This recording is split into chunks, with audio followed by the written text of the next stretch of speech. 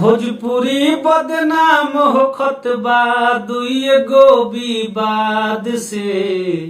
एक तय सलिलता भैया दूसरे जातिवाद से। एक तय सलिलता भई दूसरे जातिवाद से।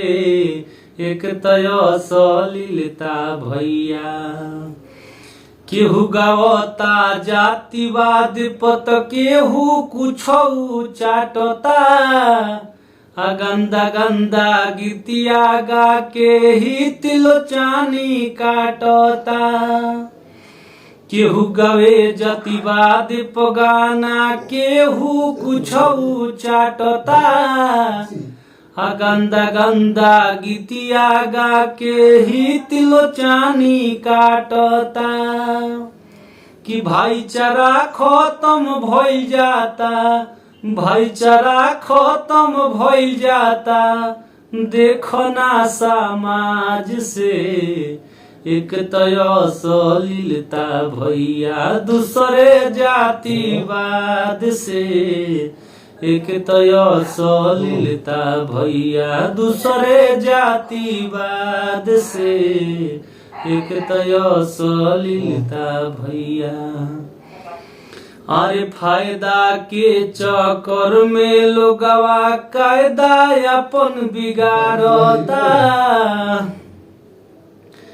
निर्गुण पूर्व के जात के भीतरी अश्लील के उभारता। कि फायदा के चक्कर में लोगवा कायदा अपन बिगाड़ता। निर्गुण पूर्वी के जात के भीतरी अश्लील के उभारता। कि केहू सुने वाला नइखे केहू सुधरे वाला नइखे लक्ष्मण के फरियाद से।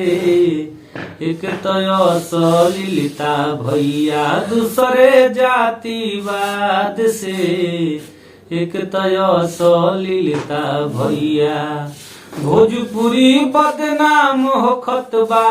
भोजपुरी बदनाम होखत बा दुई गो विवाद से। एक तय सलिलता भैया दूसरे जातिवाद से। एक तय सलिलता भैया दूसरे जातिवाद से। एक तय सलिलता भैया दूसरे जातिवाद से।